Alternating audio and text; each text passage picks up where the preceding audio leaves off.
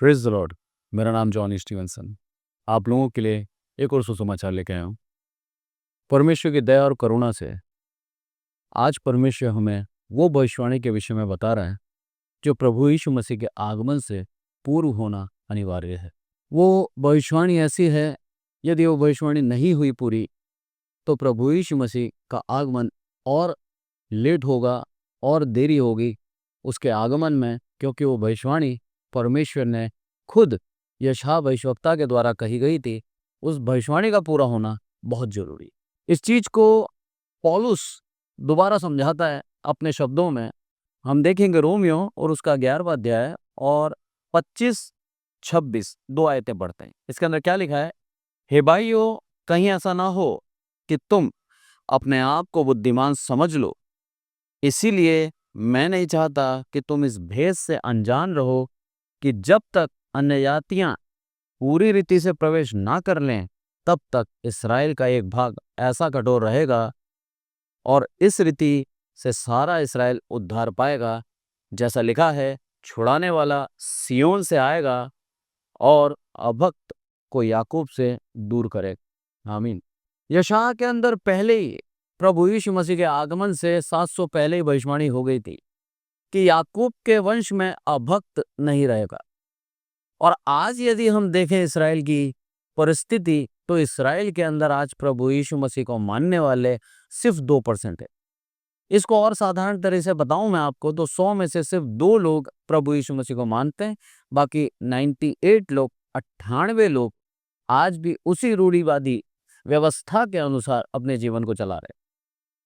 यहां पर लिखा है, जब तक अन्य जाति पूर्ण रूप से प्रभु को ग्रहण ना कर ले, यानी कि जितनों के नाम अन्य जातियों में से प्रभु यीशु मसीह के आगमन से पूर्व उस जीवन की पुस्तक में लिखे, हर एक प्रभु यीशु मसीह को अपना लेगा, हर एक प्रभु यीशु मसीह को अपना उद्धारकर्ता करके ग्रहण कर लेगा।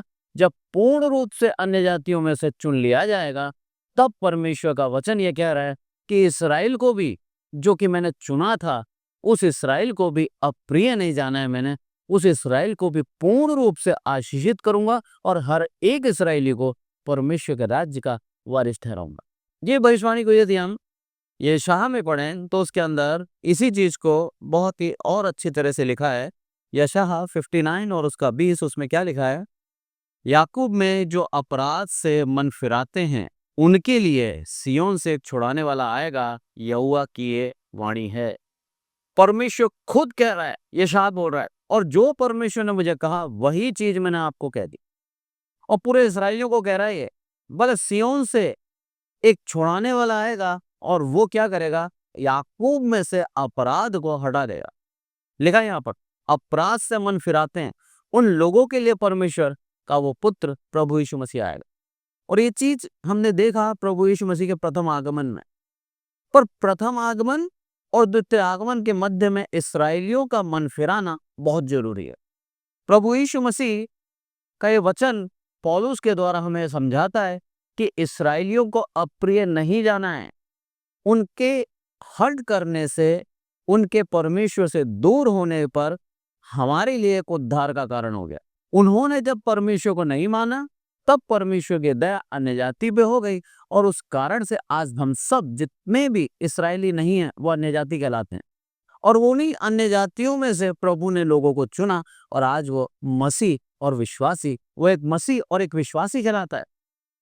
क्योंकि यहाँ पर स्पष्ट रूप से समझा दिया रोमियो के अंदर उस चीज को हम देखते हैं 27 में और 28 में, और उनके साथ मेरी ये वाचा होगी जबकि मैं उनके पापों को दूर कर दूंगा।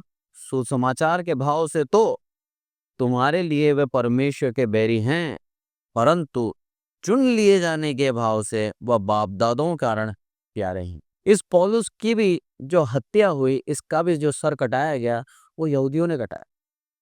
बोला सुसमाचार के भाव से वो तुम्हारे बैरी, तुमसे घृणा करते हैं, और चुने हुए के भाव से, क्योंकि परमेश्वर ने उनके बाप दादों को चुना था, इसीलिए परमेश्वर को प्यारे। परमेश्वर ने स्पष्ट रूप से समझा दिया कि इस्राएल पूर्ण रूप से प्रभु के नजदीकी में आएगा। इस्राएल परमेश्वर का चुना हुआ भाग है और इस्राएल के जब तक परमेश्वर के पुत्र प्रभु यीशु मसीह पे विश्वास नहीं कर लेंगे, तब तक परमेश्वर का आगमन दूर है।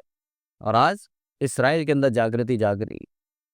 आज इसराइल के अंदर 2% ऑफिशियल हैं, और अनऑफिशियली अगर मैं बात करूं तो कम से कम 5% ऐसे लोग हैं जो प्रभु यीशु मसीह के इस नए नियम को पढ़ रहे हैं, प्रभु यीशु मसीह के नाम पर विश्वास करके अपने जीवन को चला रहे हैं। वही यहूदी जो उस प्रभु यीशु मसीह पे और इन प्रभु यीशु मसीह के मानने वाले हर एक लोगों से घृणा करते हैं, वही यहूदी आज प्रभु यीशु मसीह के नाम पर विश्वास करते हैं। यह है परमेश्वर की दया और करुणा। और उसके आगमन से पूर्व पूर्ण रूप से इस्राएल परमेश्वर की निज प्रजा वापस हो जाए, और प्रभु यीशु मसीह में विश्वास करके वो उद्धार पाएंगे, और प्रभु यीशु मसीह के नाम से बपतिस्मा लेकर परमेश्वर के राज्य के वारिस ठहरेंगे। परमेश्वर का वचन आज हमें सिखा रहा है। ये वो भविष्यवाणी है जो उसके आगमन से पूर्व होना तय है। इर्मिया निकाले, इर्मिया और उसका 31 और 33 और 34, इसके अंदर भी बहुत ही स्पष्टता से समझाया है। क्या लिखा है यहाँ पर? परंतु जो वाचा मैं उन दिनों के बाद इसराइल के घराने से बांधूंगा वह यह है कि मैं अपनी व्यवस्था उनके मन में समाऊंगा और उसे उनके हृदय पर लिखूंगा, और मैं उनका परमेश्वर ठहरूंगा और वे मेरी प्रजा ठहरेंगे। यहोवा की यही वाणी है। मेरा प्रभु कह रहा है साफ साफ, वो मेरी प्रजा ठहरेंगे। आज उनके दिल मुझसे दूर है, पर मेरी व्यवस्था, मेरी आज्ञा उनके दिल में समा दूंगा, और परमेश्वर के नाम से वो चलने लगेंगे, अधर्म को त्याग देंगे, परमेश्वर के पीछे सच्चाई से चलेंगे। एक मनुष्य जब परमेश्वर की नजदीकी में बढ़ता है तो सबसे पहले शैतान ये चाहता है कि वो अधर्म करे, वो गलती करे, वो गुनाह करे, ताकि परमेश्वर की उस व्यवस्था का उल्लंघन करते हुए, उसकी आज्ञा का अपमान करते हुए वो दोषी ठहरे और परमेश्वर उसको अपने राज्य का वारिस ना ठहराए। शैतान ये चाहता, पर परमेश्वर की दया है उन चुने हुओं के ऊपर। आज आप और मैं परमेश्वर की दया से चुने हुए हैं। आज आप दंड करेंगे, आज आप गुनाह करेंगे, आज आप अपराध करेंगे, परमेश्वर की दया आपके ऊपर है, वो आपका कान पकड़ के दोबारा सही लेके आएगा। एक उदाहरण से बताया प्रभु यीशु मसीह ने, बोला 100 भेड़ें हैं और एक भेड़ अगर खो गई तो उस एक भेड़ को भी ढूंढने प्रभु यीशु मसीह जाता है। लिखा है 99 को जंगल में अकेला नहीं छोड़ता, उनको बाड़े में सुरक्षित करके उसके बाद एक को लेने जाता है, और उस एक को जब तक ना ढूंढ ले तब तक वापस नहीं आता। ये उसका प्रेम, ये उसकी दया है मनुष्य जाति के ऊपर। आज हमारे चरित्र भले ही खराब हो सकता है, आज आप परमेश्वर से दूर भाग सकते हैं, पर मेरा प्रभु हमें कभी नहीं छोड़ता। जैसे एक बच्चा होता है ना, बच्चा, आप उसको मेला लेके जाओ, आप उसको कहीं भी ऐसी जगह लेके जाओ जहां पर उसका दिल लगता है, वो तुरंत आपका हाथ छोड़ेगा और जो चीज उसे पसंद है वहां पर वो भाग जाएगा। पर इसका मतलब ये नहीं है कि पिता उसका हाथ छोड़कर भागने पर पिता उसको त्याग देता है। पिता उसके पीछे पीछे भागता है और उसको वापस अपने पास लेके आता है। यही प्रेम, यही दया प्रभु यीशु मसीह आज हमें दिखाता है। मेरे प्रभु का हाथ बार बार छोड़कर भागते हैं हम, मेरे प्रभु के नजदीक में नहीं रहना चाहते, अपनी इच्छाएं पूर्ण करना चाहते हैं, जो हमारी इच्छाएं उनको पा लेना चाहते हैं। पर मेरे प्रभु की दया देखिए, बार बार हमें वापस लेके आता है, बार बार हमें वापस संगति में जोड़ता है, बार बार हमारे ऊपर अनुग्रह करता है, और उसका अनुग्रह सदा के लिए। लिखा है वचन के अंदर, रोमियो और उसका 11 बहुत ही अच्छी आयत से पौलुस समझाता है। यहाँ पर 29वीं आयत में लिखा है, क्योंकि परमेश्वर के वरदान और बुलाहट अटल है। अटल, जो टल नहीं सकती। अगर परमेश्वर ने आपको वरदान दिया है तो वरदान आपसे कोई छीन नहीं सकता। अगर परमेश्वर ने आपको बुलाया है अपनी सेवकाई के अंदर तो वो अटल है। परमेश्वर आपको सिखाता है, बोला मैंने तुझे चुना है, मैं तुझे छोड़ूंगा नहीं मार्ग में। मेरा प्रभु लिखता है साफ साफ, मैं तुम्हें अनाथ नहीं छोड़ूंगा। प्रभु यीशु मसीह जब जा रहे थे स्वर्ग राज्य में, सब चेलों को एक सांत्वना देके गए, बोला मैं तुम्हें अनाथ नहीं छोड़ूंगा। उसको मालूम है बिना पिता के क्या दर्द होता है, उसको मालूम है पिता से दूर रहना कितना दुखदाई है, इसलिए बोलता है मैं तुम्हें अनाथ नहीं छोड़ूंगा। मैं जा रहा हूं अपने पिता के पास और विनती करूंगा तुम्हारे लिए वो पवित्र आत्मा का सहायक दे दे। आज वो पवित्र आत्मा का सहायक प्रभु ने हमें दिया। इस कारण से आज हम भटक तो जाते हैं, पर मेरा परमेश्वर का वो आत्मा हमें वापस संगति में लेके आता है। ये भविष्यवाणी प्रभु यीशु मसीह के आगमन से पूर्व होना बहुत ही जरूरी है, क्योंकि वचन कह रहा है और बाइबल के अंदर हर एक वचन जो लिखा गया है उसका पूर्ण होना आवश्यक है। जब तक वो पूर्ण नहीं होगा, मेरा प्रभु इस दुनिया में दोबारा नहीं आएगा, क्योंकि बाइबल झूठी नहीं है। बाइबल के कहे हुए हर एक वचन सत्य है।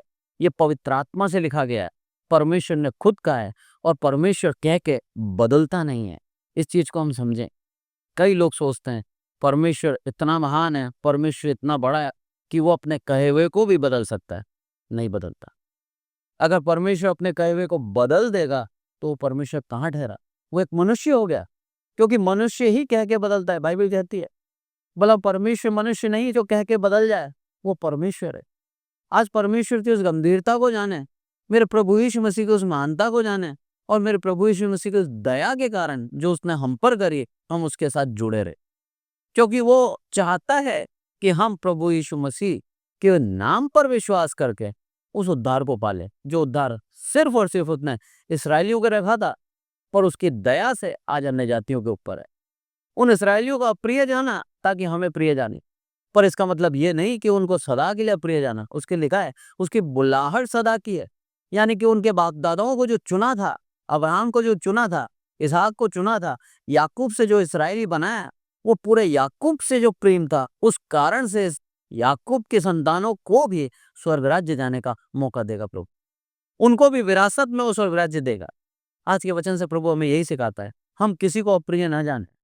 हम परमेश्वर की दया के तहत जीवन जी रहे हैं, उसके अनुग्रह में जीवन जी रहे हैं। परमेश्वर का धन्यवाद दें। हम अपने आप में समझदार ना बने, हम अपने आप में घमंड ना करें कि परमेश्वर ने हमें चुना, उनको अप्रिय जाना। परमेश्वर की दया थी कि उसने हमें चुन लिया। परमेश्वर हमें बहुत प्यार करता है, और उसी प्यार के तहत वो हमें आज समझा रहा है, सिखा रहा है उसकी भेदों को, उसकी शिक्षा को। परमेश्वर के नाम का धन्यवाद हो, उसके नाम की महिमा हमारे जीवन से होती रहे, और परमेश्वर के नाम की बड़ाई आप करने पाए। परमेश्वर के वचन के द्वारा हम सब आशीषित हों। आइए प्रार्थना करें। हे हमारे प्रभु, आपका बहुत बहुत धन्यवाद देते हैं मेरे प्रभु। सारी आदर महिमा आपको देते हैं मेरे प्रभु। प्रार्थना करने विशेष करके आपकी दया करुणा के लिए मेरे प्रभु। जितने भी ऑनलाइन सुनते हैं मेरे प्रभु, हर एक को आपकी दया और करुणा में बनाए रखना मेरे प्रभु। आपके वचन को स्मरण करें, आपके वचन के अनुसार चलने वाले हो सकें, और आपके वचन के अनुसार मेरे प्रभु अपने जीवन को जिए मेरे प्रभु। आपने चुना है हमें, आप हमें बीच रास्ते में नहीं छोड़ेंगे मेरे प्रभु। आप हमें स्वर्ग राज्य का वारिस ठहराएंगे मेरे प्रभु। आपकी दया करुणा ऐसे हमारे जीवन में बनी रहे, और हम आपके नाम के लिए जीने पाए मेरे प्रभु। आदरमान आपको देते हैं मेरे प्रभु। आपका धन्यवाद। आपने एक और भविष्यवाणी को हमें सरलता से सिखाया, और मेरे प्रभु आपकी आगमन का इंतजार हम पूर्ण मन से करते हैं, और प्रार्थना करते हैं कि आप जल्द से जल्द आए मेरे प्रभु। सारी आदर महिमा आपको देते हैं मेरे प्रभु। इसराइल में से अभक्त को हटाया आपने मेरे प्रभु। आज हमारे जीवन में भी कई ऐसे लोग हैं जो अभक्ति से जी रहे हैं मेरे प्रभु, और उनके द्वारा, उनके संगति के द्वारा कई बार हम भी बिगड़ जाते हैं मेरे प्रभु। कई बार हम भी उनके चाल सीखते हैं मेरे प्रभु। प्रार्थना करते हैं मेरे प्रभु, हमारे मध्य में से भी उन अभक्त को निकालें आप, और हम सिर्फ परमेश्वर के लोगों के साथ संगति करने वाले एक सच्चे विश्वासी ठहरे मेरे प्रभु। सारी आदर महिमा आपको देते हैं मेरे प्रभु। आपने हमारी विनती सुनी, इसलिए आपका बहुत बहुत धन्यवाद। प्रभु यीशु मसीह के नाम से मांगते हैं, आमीन। और अब हमारे प्रभु यीशु मसीह का अनुग्रह, पिता परमेश्वर का प्रेम, पवित्र आत्मा की सहभागिता हम में से प्रत्येक के जीवन के अंत तक होती रहे, आमीन। Praise the Lord. Thank you so much. यदि इस चैनल पे आपको सुसमाचार अच्छे लगते हैं, प्रभु की वचनों को आप सीखते हैं, तो मैं आपसे आग्रह करूंगा इस चैनल को ज़्यादा से ज़्यादा लोगों तक शेयर करें, ताकि दूसरे भी वचनों को सीखकर परमेश्वर की आशीष का लाभ उठा पाएं। पसंद आया हो तो लाइक करें, कमेंट जरूर करें। जय मसीह की। अगले संदेश में फिर मिलते हैं।